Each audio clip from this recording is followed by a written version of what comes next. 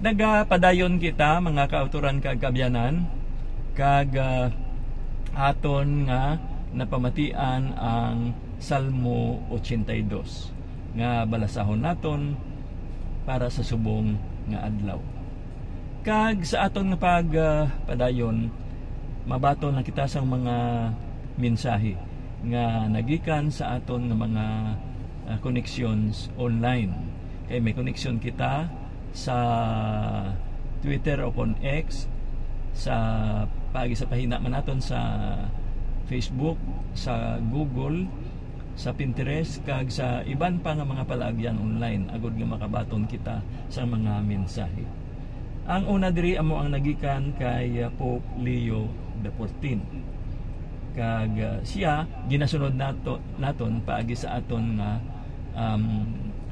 account sa Twitter nga amo ang NRCS Inspirational.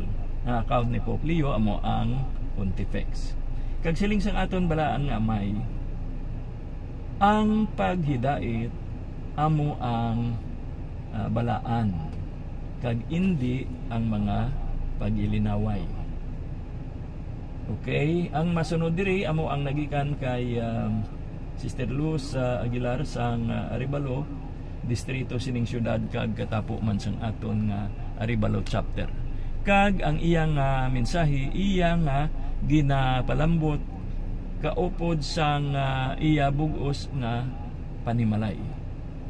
Lakip na ang pagpanamyaw para sa sini nga kahaponanon. Ang mensahe nagasiling. Kabay pa nga para sa aton nga mga tigulang na nga mga ginikanan kag kauturan. Ang ila mga nabilin nga tinuig mapun-an sang kasadya, refleksyon kag himpit nga pagtuo.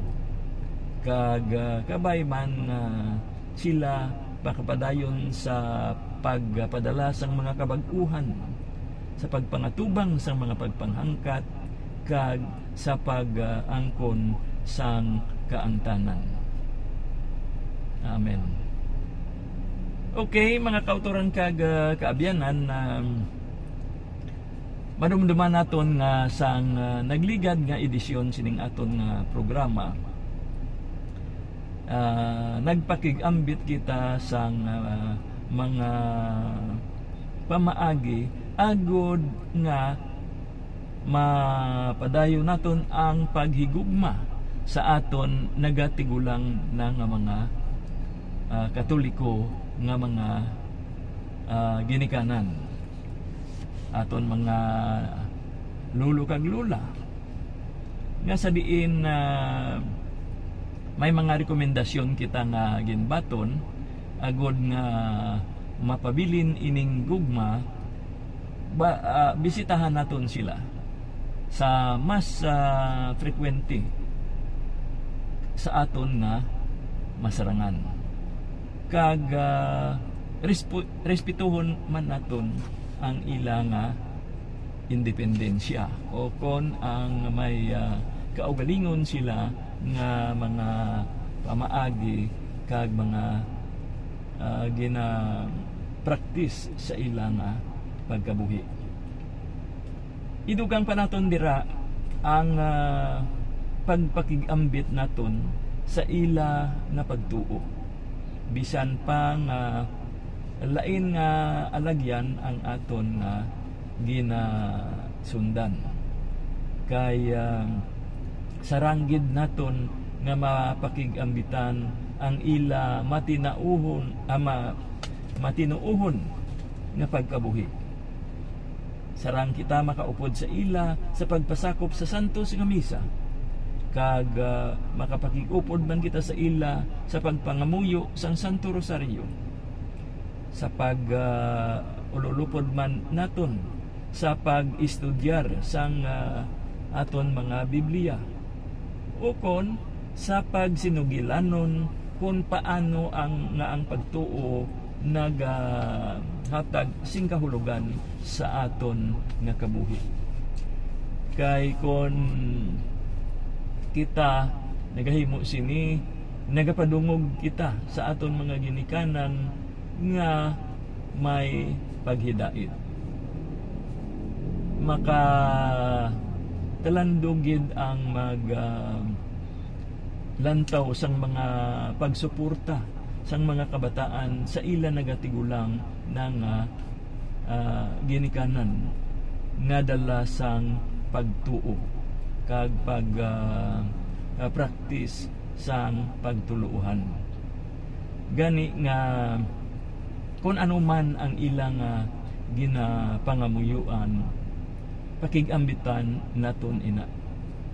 Kay may espesyal nga sahi sang paghigugma nga upod sa sakripisyo. Kung ano man ang kahulugan sining kalibutan para sa ila. Kinahanglan bukas man ang aton mga tagipusoon sa posibilidad nga ang mapanubli naton nga pagtuo gikan sa ila nga nabaton naton sa aton panimalay, iga panubli man naton sa aton mga kabataan kag kaapuhan. Ang sunod diri, buligan naton sila nga magbaton sa mga sakramento. Kay ang aton nga pagbaton nga ini na angot gid sa aton nga kaangtanan man sa santos nga Eucharistia, sa rekonsiliasyon kag sa pagpangamuyo naton para sa mga nagmasakit. Ang mga sakramento amo ini ang nagasustener sang kabuhi para sa mga katigulangan naton nga may balatian, nagakasubo ukon nabugatan. Kag importante gid nga padayon sila nga mag-angkon sang ikasarang agod nga ila malambot ang mga sakramento. Buligan naton ini nga mga sakramento nga padayon nila nga batunon. Buligan naton sila sa pagpasakop sa santos nga misa ukon sa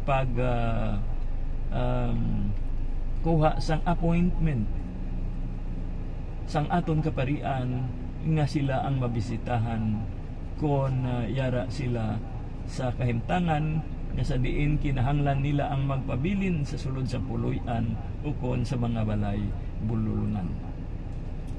Dugang pa ipakita naton nga sila may tinutuyo nga sa gihapon kinahanglan sila sang aton katilingban. Kinahanglan naton hatagan sila sang mga oportunidad nga mabatyagan nila nga padayon sila nga mangin espesyal para sa mga katapo sang ilang panimalay. Kag ang ilang pamatyagon nga padayon sila ginakinahanglan sang aton komunidad, magpakita man sang ilang positibo nga paglantaw nga sa diin sila magapadayon sa pagpakigambit sang ilang mga kaalam para sa aton nga panimalay kag sa aton nga komunidad. Kag di naton pagkalimtan ang pagbasa dira sa libro ni Sirach sa kapitulo 3 bersikulo 12 hasta 14 na nagasiling, anak, tatapon nimo ang imo nga ginikanan kon tigulang na sila. Bisan pa nga nagapalyar na ang ila paminsaron, mangin maghatag ikaw sang konsiderasyon sa ila, mangin maalwan kag malulo ikaw sa ila. Kag ining imo nga kaalwan indi gid ini malimtan. Gani nga kita magpadayon sa pagpasiguro na ang aton personal nga dignidad may ginasunod nga bahin sang grasya kag pagpatawad, kag ang aton pagpangamuyo hindi gid naton paguntatan sa pagdedikar sini sa aton mga ginikanan nga nagatigulang na para sa ilaman nga pahaganhagan sang kabudlay nga ilang ginapangatubang, kag ipabilin naton sila nga konektado sa ilang mga pinalangga. Okay? So, mga kauturan kag kaabyanan, daw ginakulang na kita sang tion agod nga makapadayon. Pangamuyo na naton ang aton concluding prayer. Sa ngalan sang Amay, sang Anak, kag sa Espiritu Santo. Amen. O Dios amay namon, salamat gid para sa sining adlaw kag sa tagsa kabutang nga nagaabot sa amon alagyan. O Ginoong Dios, nagapangamuyo kami nga kabay pang ang amon mga kabuhatan manginsuno sa imo mga sugo. Wala sing nagakatabo nga indi nimo nahibal-an. Amay namon, kabay pa nga imo kami apinan kagabayan sa tagsa namon kapagtikang sa dalanon.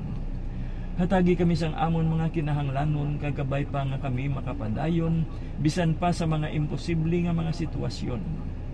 Kay kun ang Dios upod namon, sino pa ang makapamatok sa amon? With God, all things are possible. In Jesus' mighty name, Amen. Sa ngalan sang Amay, sang Anak, kag sa Espiritu Santo. Amen. Mga kauturan kag kaabyanan, wala na kita sing nabilin pa nga mga tinion agod nga makapadayon, kag aton nga pagatakpan ang ini nga adlaw nga edisyon sang aton nga programa Inspirasyon sang mga senior citizens na inyo ginpamatian. Ini si Brother Ninyonar nga nagsiling, may God bless us all.